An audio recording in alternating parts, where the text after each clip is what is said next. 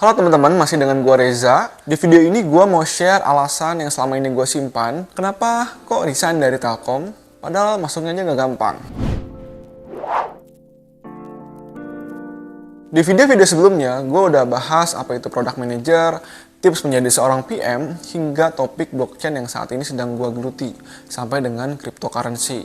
Di video kali ini dan selanjutnya gue akan bikin episode bernama Life is Short to Just Having a Job, dimana gue akan berbagi pengalaman perjalanan berkarir sampai menjadi VP di usia sebelum 30 tahun dan tips-tips investasi ala gue.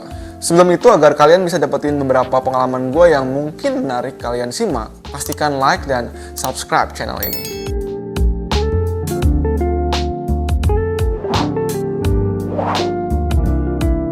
Kalau ditanya kenapa gue resign, sebetulnya gue emang dari kecil nggak pernah kepikiran kalau endingnya gue menjadi seorang karyawan. Gue tuh dulu punya cita-cita, punya banyak duit, bisa beliin orang tua mobil mewah, beliin ini tuh yang mereka inginin. Mikirnya nggak mungkin dong kalau hanya jadi karyawan, bisa wujudin itu semua. Sehingga apa yang ada di benak gue adalah punya bisnis. Tapi sayangnya dari kecil gue nggak biasa jualan, walaupun pernah sih dulu bantu temen jualan. Jadi waktu gue kuliah, gue mikir gimana caranya punya bisnis, dan kebetulan gue kuliahnya IT. Dan di sana gue ketemu teman yang emang jago ngoding namanya Rio. Jadi gue sama Doi bikin inovasi-inovasi yang mengadopsi beberapa aplikasi populer seperti Facebook, OLX, dulu namanya Toko Bagus, dan IMDb. Dan ujung-ujungnya cuma bikin prakarya doang.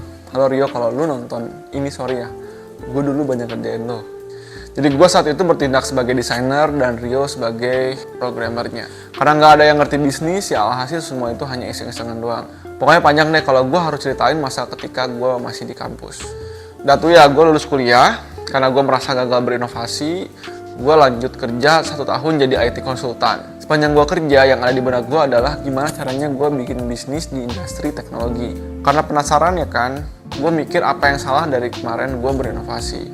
Oh, gue nggak paham bisnis. Gak lama dari sana, gue lanjut S2 di ITB ambil manajemen bisnis. Sebenarnya gue kuliah, ada teman SMA gue yang tanya-tanya kalau mau bikin travel agent tuh gimana. Karena pada saat itu gue bantu temen kakak gue untuk jualan tiket pesawat sama hotel.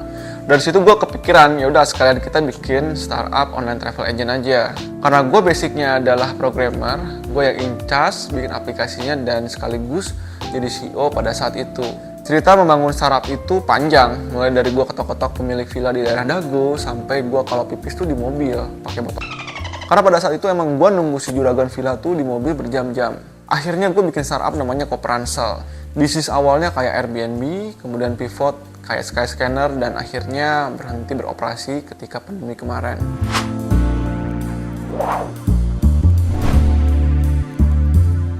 Startup gue si Kopransel itu salah satu pendananya adalah Telkom. Waktu itu sempat ikut program Indigo dan diskusi sama orang Telkom untuk coba berinovasi di sana.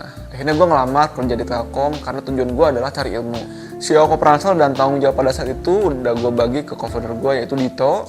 Jadi gue bisa fokus cari ilmu di Telkom. Saat kerja di Telkom, karena gue berbekal banyak ilmu, mulai dari ilmu bikin aplikasi, ilmu jualan, dan ilmu bangun bisnis, alhamdulillah gue dapat beberapa kesempatan berkarir untuk berinovasi di Telkom sebagai CEO atau pada saat itu sebagai squad leader dari sebuah inovasi.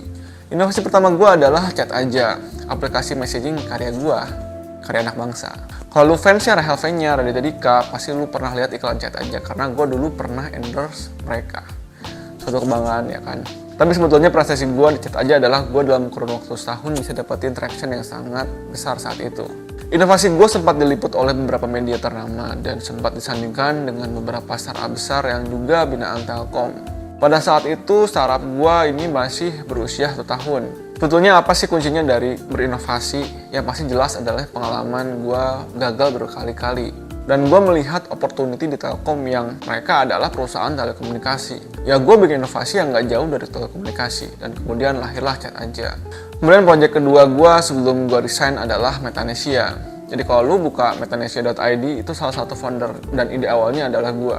Ya dengan sangat bangga bahwa gue meninggalkan Telkom pada saat itu, memberikan peninggalan yang sampai saat ini gue rasakan hasilnya. Nah sekarang udah tahu kan apa alasan gue resign dari Telkom. Jelas gue di Telkom memang tujuan awalnya adalah belajar. Dan 5 tahun menurut gue adalah waktu yang cukup. Kalau boleh bilang, gue gue itu egois ya, gue hanya berpikir untuk diri sendiri, memperkaya ilmu gue untuk gue sendiri. Tapi ternyata dengan cara gue seperti ini bisa berkontribusi maksimal untuk perusahaan. Selama gue kerja di Telkom, gak pernah gue berpikir gue harus bekerja menyesuaikan dengan benefit atau gaji yang gue dapat. Karena menurut gue, kita tidak bisa mengontrol apa yang di luar kapabilitas kita. Kita hanya bisa mengontrol apa yang kita mau lakukan. Dan gue selalu berpikir seperti itu, makanya gue bisa bilang gue egois, tapi gue selalu doing the best untuk setiap hal yang gue lakukan. Pada akhirnya kalau gue merasa gue nggak layak di suatu tempat, gue akan mencari tempat lain yang mungkin lebih layak buat gue. Hidup itu cuma sekali, life too short to just having a job. Gue gak pernah kepikir kalau gue akhirnya akan pensiun di usia 55 tahun nanti. Karena menurut gue pensiun itu gak ada. Selagi lu ada di dunia ini, yang lu harus bisa berpikir untuk menjadi seseorang yang memiliki value. Value untuk diri sendiri, untuk keluarga, untuk lingkungan, bahkan untuk semuanya. Jadi at some point ketika gue emang pengen istirahat, ya tinggal istirahat dan bisa melanjutkan aktivitas gue. Hingga akhirnya gue istirahat selamanya. Gue sangat berterima kasih sekali untuk Telkom yang telah memberikan kesempatan gue untuk belajar dan membantu gue hingga sampai sekarang. Sangat banyak sekali ilmu yang bisa gue dapatkan selama gue bekerja di Telkom. Special thanks juga buat bos gue, Pak Eri Punta, yang selalu support ide gue. Semoga Bapak senantiasa diberikan kemudahan dan kesehatan. Jadi buat kalian yang saat ini sedang mencari kerja, gue akan sangat merekomendasikan Telkom buat kalian belajar ataupun bekerja. Karena sangat banyak ilmu dan peluang yang bisa kalian buat di sana. Oke, gitu aja dari gue. Teman-teman, di video selanjutnya, gue akan membahas bagaimana caranya sukses berkarir sebelum usia 30. Stay tune terus di channel ini. See you!